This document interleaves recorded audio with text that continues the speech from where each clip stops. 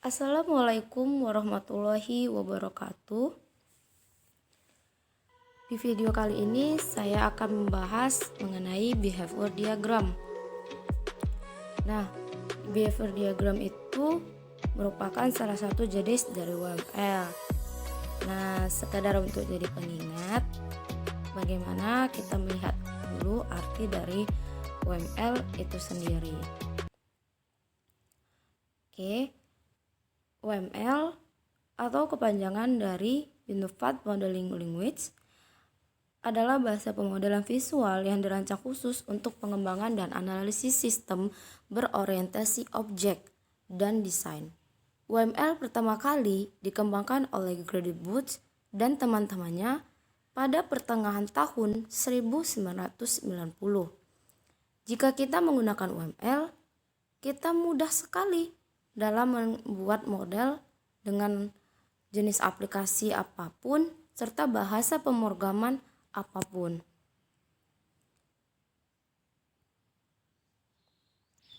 Oke, selanjutnya behavior diagram itu dibagi menjadi 4. Yang pertama itu ada activity diagram, collaboration diagram, sequence diagram, dan yang terakhir ada stat chart diagram.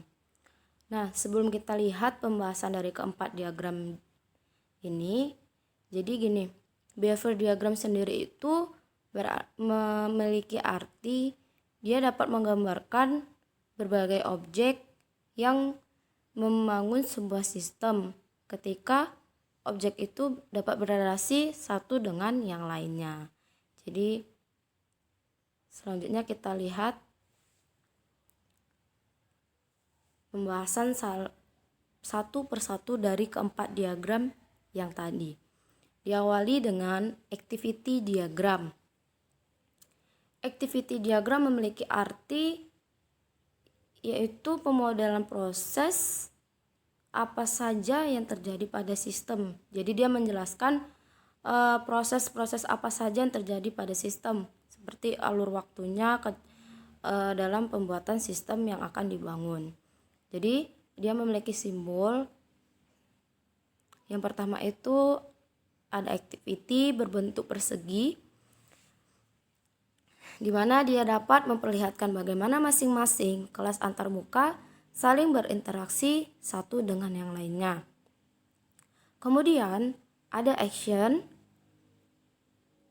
yaitu state dari sistem yang mencerminkan eksekusi dari suatu aksi.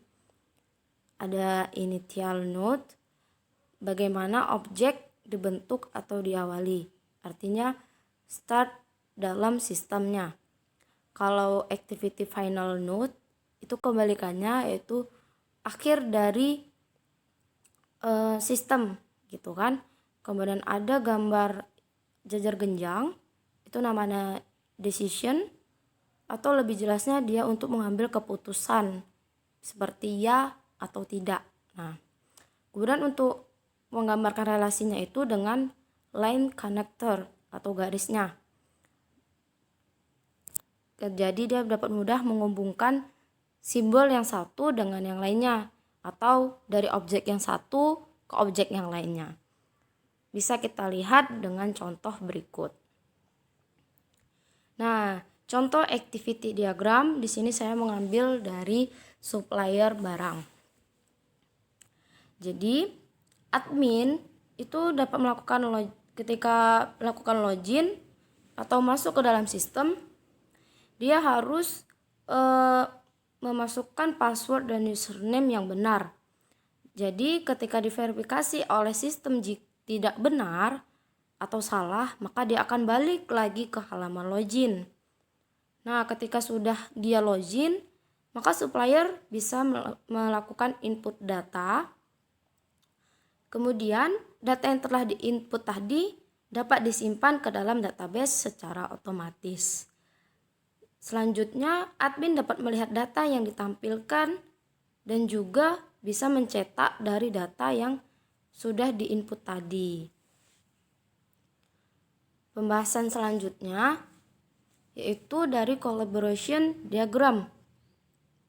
Collaboration diagram adalah diagram yang mengelompokkan pesan atau message dalam kumpulan sequence diagram menjadi sebuah diagram yang berbeda. Collaboration diagram menuliskan metode dan proses yang berjalan antara objek satu dengan yang lainnya secara menyeluruh. Jadi dalam collaboration diagram itu juga punya simbol. Itu ada 3. Yang pertama ada objek, yang kedua ada link, ketiga ada arah atau seperti tadi yaitu garis ya. Jadi kalau link itu sendiri itu sebagai relasi antar objek yang menghubungkan objek satu dengan yang lainnya atau dengan dirinya sendiri. Untuk lebih jelas kita lihat pembahasan dari contohnya. Nah, contohnya pendaftaran praktikum. Jadi mahasiswa itu sebelumnya harus memilih mata kuliah praktikumnya dulu. Nah, kemudian dia klik submitnya. Selanjutnya mengirim jumlah mata kuliah yang diambil. Kemudian dia memilih menentukan pilihannya dan masuk ke sistem database-nya atau kembali ke pilihan. Nah, sistem sendiri dapat menampilkan informasi mata kuliah yang sudah dipilih tadi oleh mahasiswa sebelumnya. Setelah itu, sistem akan menampilkan jumlah informasi atau mahasiswa dapat melihat informasi apa saja dalam hasil yang sudah dibuat ke database tadi. Kemudian kita akan melihat dari arti atau apa sih yang dimaksud dengan sequence diagram gitu kan. Nah, sequence diagram itu adalah jenis diagram pada UML yang menjelaskan interaksi objek yang berdasarkan urutan waktu atau dapat menggambarkan urutan serta tahapan dalam menghasilkan sesuatu seperti pada use case diagram. Kalau simbol di sequence diagram itu ada aktor, objek, garis hidup objek, objek sedang aktif berinteraksi, pesan, masuk, keluar. Jadi di tabel simbol sequence ini sudah jelas ya arti-artinya itu seperti aktor itu kita buat seperti contohnya aktor itu kayak mahasiswa, admin, nah itu bisa dikatakan aktor. Kemudian kalau objek itu objek itu seperti pesan apa yang dikirimkan, itu kan. Sedangkan garis itu menandakan bagaimana urutan objeknya. Kemudian ada pesan atau pesan itu ketika objek bisa mengirim satu pesan ke objek yang lainnya. Lebih jelasnya kita lihat dari contoh yang akan saya jelaskan kali ini. Contohnya itu peminjaman barang. Jadi peminjam yang akan meminjam harus terlebih dahulu mengisi form peminjaman. Kemudian sistem sendiri akan mengecek satu persatu dari keadaan barangnya. Kemudian barang tersebut dilihat dulu ketersediaannya, ada atau tidak dan berapa jumlahnya, atau barang itu dapat dipinjam atau tidak. Kemudian ketika barang memang masih ada atau dalam kondisi tersedia, maka akan dapat dilakukan persetujuan peminjaman barang dan menyerahkan barang tersebut kepada si peminjamnya. Selanjutnya, sistem juga akan mencari informasi tentang barang yang akan dipinjam.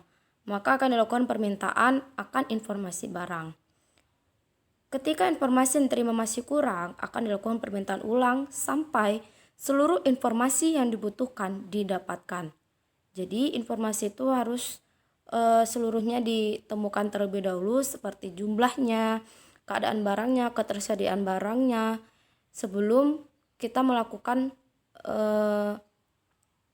peminjaman barang kepada si peminjamnya. Nah, Mungkin sekilas collaboration dan sequence diagram itu seperti mirip gitu kan. Tapi sebenarnya ada perbedaan yang besar di antara kedua diagram tersebut. Jadi kalau collaboration itu diatur sekitar objek itu sendiri. Jadi objeknya yang mengatur gitu kan.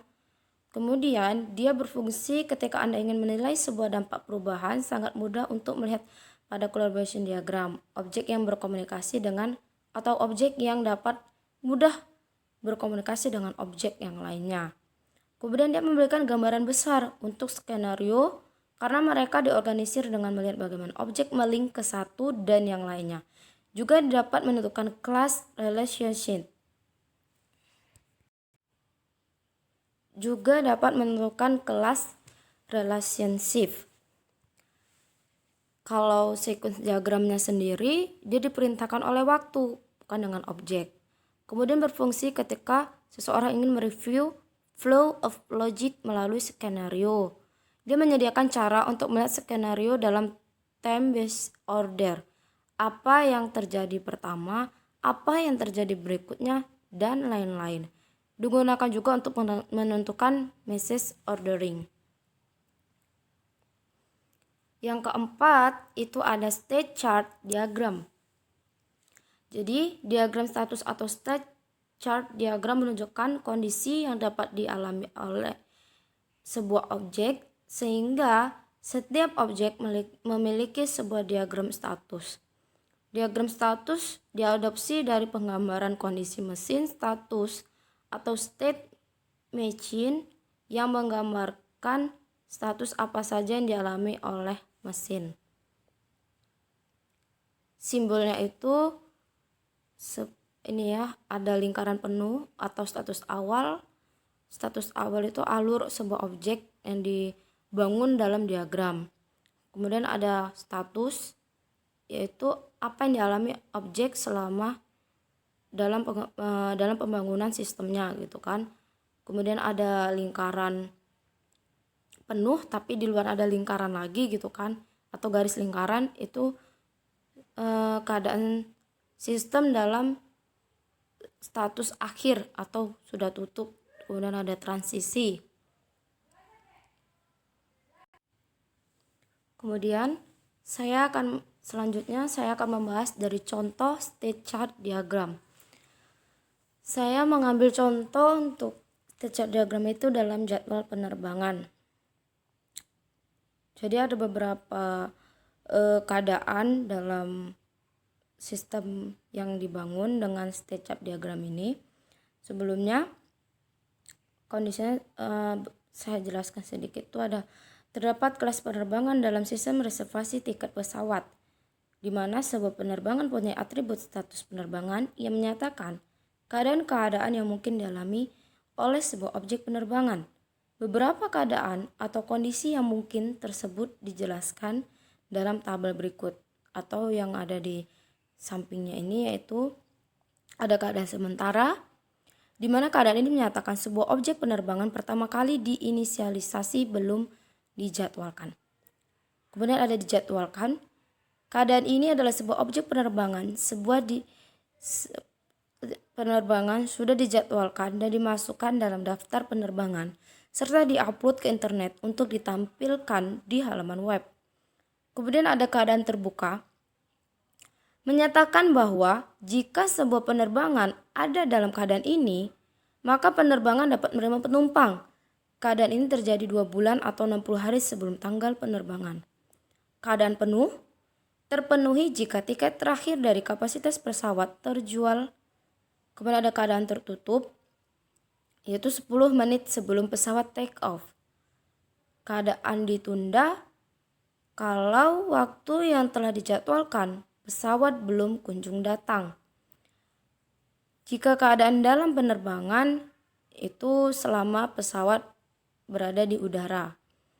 Kemudian ada keadaan dibatalkan, yaitu 4 jam dari jadwal yang telah ditentukan, pesawat belum kunjung tiba atau jumlah penumpang kurang dari 50 orang. Dan terakhir ada keadaan telah mendarat. Untuk lebih jelasnya kita lihat, ini dia gambarnya. Di penggambarannya seperti ini. Kemudian ada penjelasan lain. Jadi penerbangan dimulai di state sementara atau keadaan sementara, di mana seseorang meninjau ulang keadaan sementara dari suatu objek penerbangan untuk menentukan aktif tidaknya sebuah penerbangan tersebut. Jadi yang pertama itu dimulai dengan state sementara dan harus menentukan dia itu aktif atau tidak gitu kan. Kemudian jika dijadwal ditolak, penerbangan dihapus dan tidak ada aksi lebih lanjut yang bisa diambil. Sebaliknya, kalau jadwal itu disetujui, maka bergerak ke state dijadwalkan. Jadwal penerbangan dikirimkan ke internet dan segera mungkin dalam waktu 60 hari atau kurang sebelum waktu penerbangan, dan state penerbangan menjadi terbuka. Saat berada dalam state terbuka atau keadaan terbuka, penumpang dapat ditambahkan atau dikurangi, tetapi saat tempat duduk terakhir tujuan, penerbangan menjadi penuh. Jika seseorang membatalkan reservasinya, penerbangan terbuka kembali atau state dalam keadaan terbuka. Kemudian di 10 menit sebelum take off dilakukan, penerbangan akan berada pada state tertutup untuk reservasi. Jika pesawat belum tiba, penerbangan menjadi ditunda hingga pesawat datang atau telah 4 jam. Setelah 4 jam penerbangan ditunda, maka penerbangan menjadi state dibatalkan. Dan saat pesawat tiba tetapi penumpang kurang dari 50 orang, maka penerbangan juga dibatalkan. Jadi sesuai dengan keadaan pada state tadi sebelumnya sudah dijelaskan beberapa keadaan seperti sementara, ditolak, dijadwalkan, terbuka, dan sebagainya. Jadi harus memenuhi terlebih dahulu state demi state-nya baru bisa melakukan yang lainnya. Seperti ada kategori behavior diagram yang diawali dengan activity diagram, di mana dia menggambarkan peristiwa lewat alur cerita yang jelas dan mudah dipahami. Selanjutnya membahas mengenai sequence diagram. Saya Afyuli Mawar Karimah dari kelas 6 TI C302 Karyawan. Terima kasih dan assalamualaikum warahmatullahi wabarakatuh.